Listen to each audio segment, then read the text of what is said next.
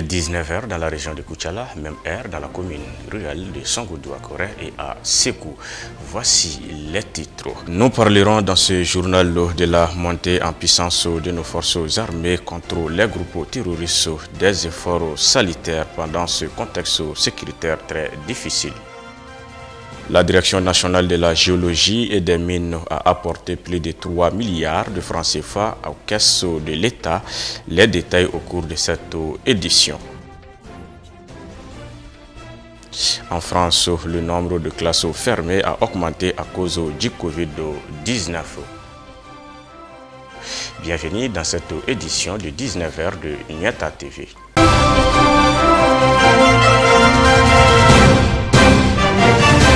Les proches de l'ancien Premier ministre Soumeylou Boubèye Maïga ont organisé une manifestation devant le siège de la Cour suprême ce vendredi 7 janvier 2022.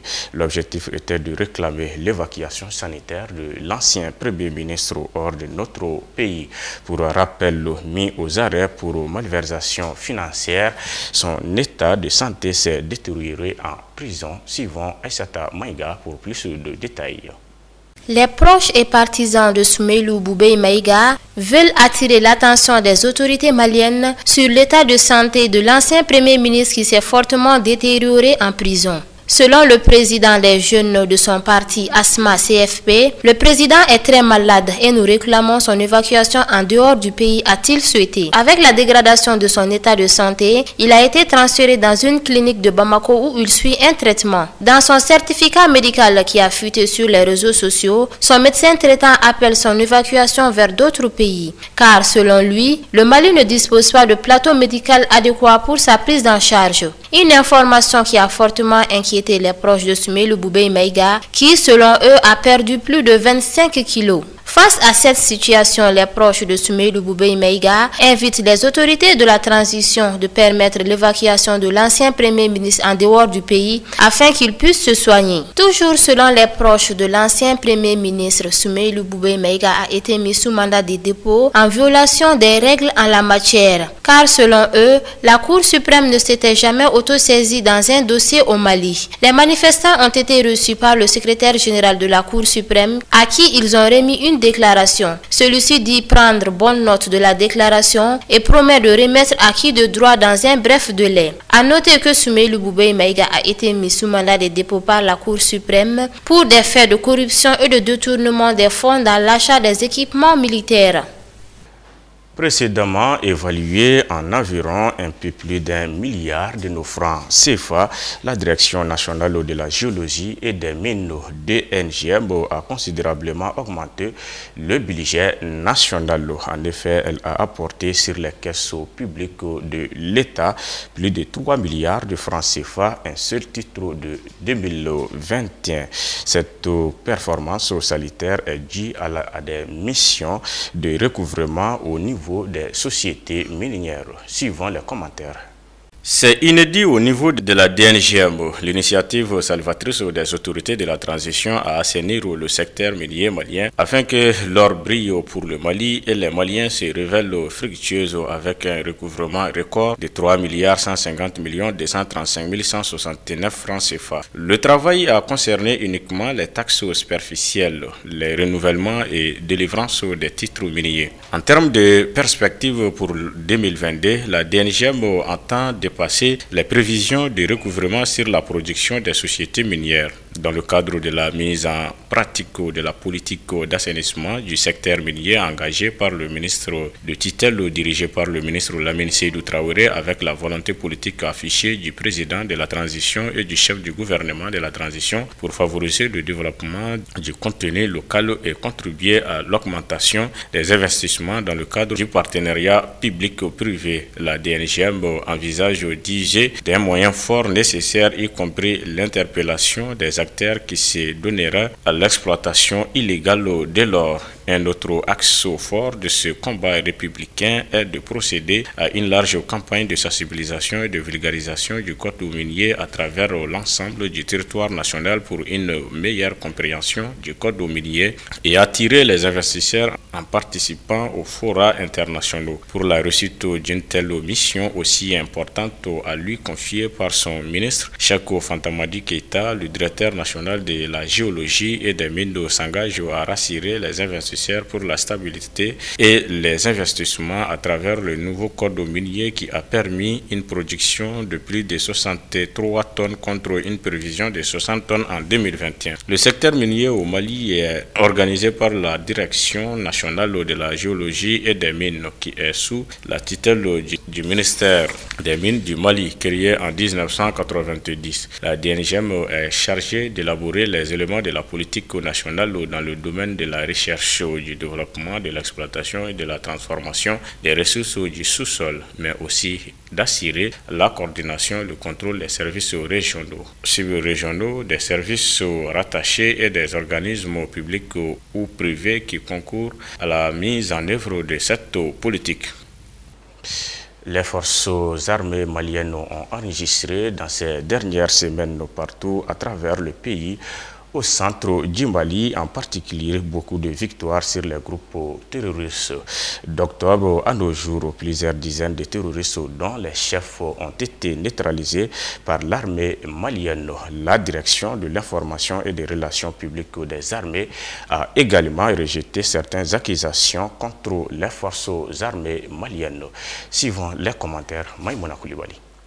L'armée malienne monte en puissance. Nuit et jour, elle travaille à la reconquête du territoire national. Elle enregistre d'énormes victoires contre les forces du mal, en tout cas selon les informations données par la DIRPA. Selon elle, une unité de recherche des groupes terroristes a neutralisé plusieurs forces du mal, même si elle a perdu quelques-uns de ses éléments. L'état général des armées du Mali porte à la connaissance de l'opinion que pour la suite de ces actions de lutte contre le terrorisme, une unité FAMA dans la recherche des groupes armés terroristes a accroché le 31 décembre 2021 des assaillants en embuscade dans une zone refuge hostile à l'est de Soufara, a indiqué la DIRPA dans un communiqué en date du 5 janvier 2022. Selon les mêmes communiqués, la dite unité recherchait les assaillants évoluant dans la zone, ayant affronté précédemment des patrouilles légères FAMA et ayant sévi contre les populations civiles. Les dites assaillants, selon la DIRPA, sont recherchés pour plusieurs crimes commis dans l'explosion d'un engin improvisé au passage d'une charrette aux environs de Niamoussa, dans le cercle de Soufara, avec un bilan de 2 morts, un enfant et une femme, en date du 15 octobre 2021. 3 jours plus tard, le 18 octobre, il y a eu une attaque d'un hameau dans le même secteur de Niamoussa. À en croire la DIRPA, le 2 novembre 2021, une patrouille de proximité a été accrochée par des assaillants dans le secteur de Donkoui, cercle de Soufara, avec un bilan de 3 morts, un véhicule incendié. Au cours de cet accrochage, 14 terroristes ont été neutralisés et plusieurs armes récupérées, a-t-il précisé la DIRPA. Le 12 décembre aussi, l'armée malienne a neutralisé 17 terroristes dans la région de Bandiangara. Plusieurs autres terroristes ont été neutralisés le lendemain, le 13 décembre. L'offensive dans la zone sur l'itinéraire Soufara, Djangassagou et Bandiangara ce 31 décembre a été un succès. Après avoir déjoué une tentative de pause EEI suivie de la neutralisation de 16 terroristes et la récupération de 19 armes, dont une lance-roquette, s'est réjouie la DIRPA. Une autre victoire de l'armée malienne contre les forces du mal a été enregistrée. Le 4 janvier 2022, l'unité FAMA a déjoué une autre action terroriste coordonnée dans le secteur de Nia-Ouro avec des renforts de 15 motocyclistes armés observés en provenance de la forêt Sama et qui ont été interceptés et neutralisés, a écrit la direction de l'information et des relations publiques des armées, qui a indiqué que le bilan a mis des 2 incidents étaient un blessé par balle, 2 engins blindés endommagés par l'explosion d'engins explosifs improvisés. Suite à ces multiples victoires, le chef d'État général des armées a rassuré les Maliens de la détermination des femmes à sécuriser les personnes et leurs biens partout à travers le pays. L'état-major général des armées rassure les populations que ces actions de lutte contre les groupes terroristes se poursuivront et rien ne pourra empêcher cette volonté des forces armées maliennes à restaurer la paix, la sécurité et le bien-vivre sur toute l'étendue du territoire national, a insisté le chef d'État général des armées du Mali. Dans son communiqué après avoir salué les efforts des FAMA dans la lutte contre le terrorisme, le chef d'État-major général des armées du Mali a dénoncé le mutisme de certains acteurs. L'état-major général des armées se désole du mutisme de certains acteurs face aux violences et exécutions sommaires flagrantes des groupes armés terroristes pendant que les mêmes acteurs sont prompts à médire les FAMA sur les informations non fondées et déplorent le communiqué de la DIRPA qui a ajouté que les actions des FAMA restent professionnelles et documentées et ne souffrent d'aucune ambiguïté. La DIRPA a également rappelé que les FAMA ont toujours reçu des formations spécifiques aux droits de l'homme et aux droits international humanitaires en saurait sévir contre des paisibles populations. Il faut rappeler que certaines populations en zone d'insécurité ont commencé ces derniers temps à saluer les efforts louables des forces armées maliennes dans la lutte contre le terrorisme. Le beurre de karité est fabriqué à partir de l'amande du karité, un arbre à fruits d'Afrique de l'Ouest.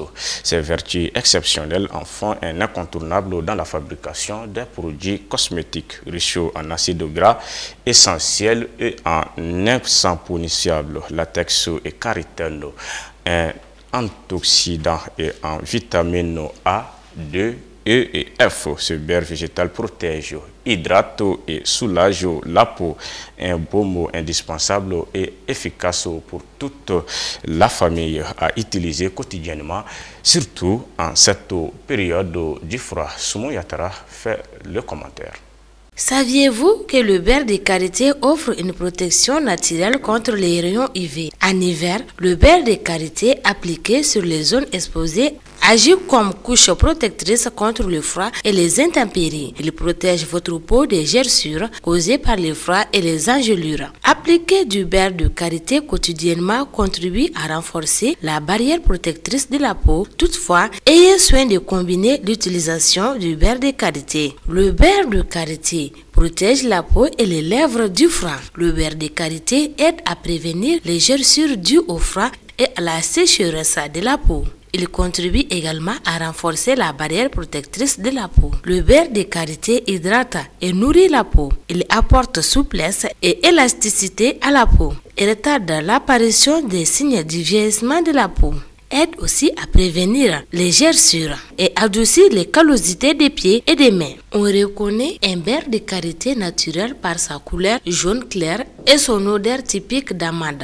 La texture du beurre est lisse, épais granuleuse et se transforme en huile au contact de la chaleur. Le beurre de karité répond à tous les critères, à tout type de peau, peau sèche et irritée, peau mature, qu'il soit utilisé pur ou combiné à d'autres produits de soins corporels. Utilisez sans hésiter le beurre de karité. Suivons l'actualité internationale. En tournée dans le Grand Kasaï, le président de la République démocratique du Congo, Félix Tshisekedi, s'est inquiété du retard pris par les travaux routiers dans la région. Un rapport daté de novembre 2021 soulignant pourtant déjà le risque d'un échec programmé de ce projet. Lancé en mars 2021 par Félix Tshisekedi, le projet Tshisekedi-Gelou, qui prévoit la réhabilitation et la modernisation de plusieurs kilomètres de route à travers le pays, patine. Le chef de l'État, qui a regagné Kinshasa le 7 janvier après 2 semaines de tournée dans le Grand Kasaï, a profité de son déplacement dans sa région d'origine pour procéder à l'inspection des travaux des différents tronçons prévus. Le constat s'est avéré accablant et il s'est publiquement alarmé du retard pris par les chantiers. Pourtant, à en croire une note datée du 30 novembre dernier et rédigée par le patron de l'inspection générale des finances, Jules Alain Guettekei, le président avait déjà été alerté d'un risque majeur d'un échec programmé du programme. La relance de l'exploitation des champs grâce au retour des investisseurs étrangers et le développement de gisements de gaz font partie des priorités du patron de la compagnie nationale libyenne. La priorité de la NOC est la relance de l'exploitation des champs stoppés en raison des conflits grâce au retour des investisseurs étrangers. La compagnie nationale a ainsi annoncé le 15 octobre dernier la reprise des opérations de forage du puits numéro B82 par le pétrolier russe Tafnef à Hamada dans le bassin Gadanmes. Ce groupe avait signé un contrat d'exploration et de production en 2007. Le retour de cette compagnie revêt un aspect politique alors que Moscou est l'un des soutiens dans l'est de Khalifa Haftar, chef de l'autoproclamée armée nationale libyenne. L'indétrônable patron du pétrole libyen Mustafa Sanallah compte aussi sur la réhabilitation du champ pétrolier d'Al-Mabrouk à 100 km de Sirte, exploité par Total Energy, qui pourra produire jusqu'à 40 000 barils par jour, mais qui n'a jamais atteint ses volumes à cause de la situation sécuritaire. Il est aussi prévu le développement de gisements de gaz à la fois onshore et offshore, notamment au niveau des concessions Hamada, NC7, Astan NC200 et du champ gazier d'Aros Al-Bahar. Enfin, la NOC a ressorti des cartons le projet de raffinerie dans le sud libyen.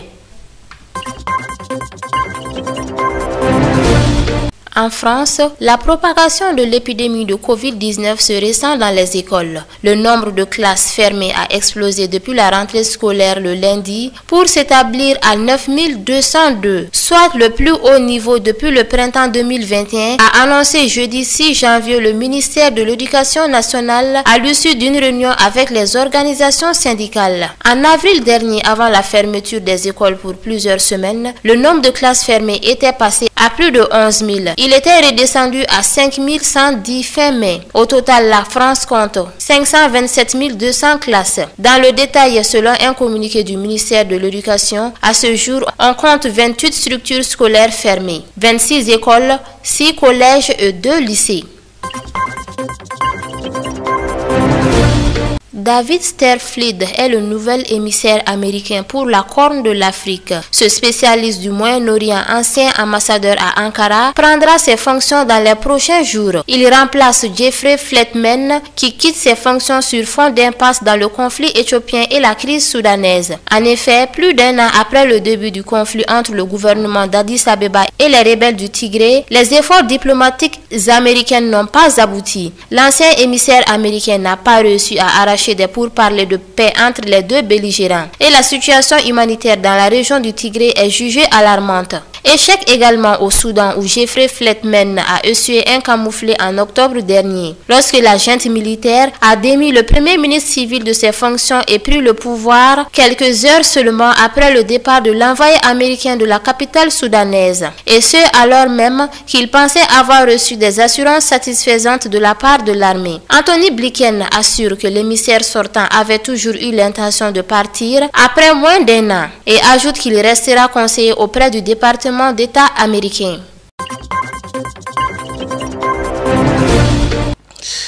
Ceci met fin à cette édition. Merci à vous de l'avoir suivi.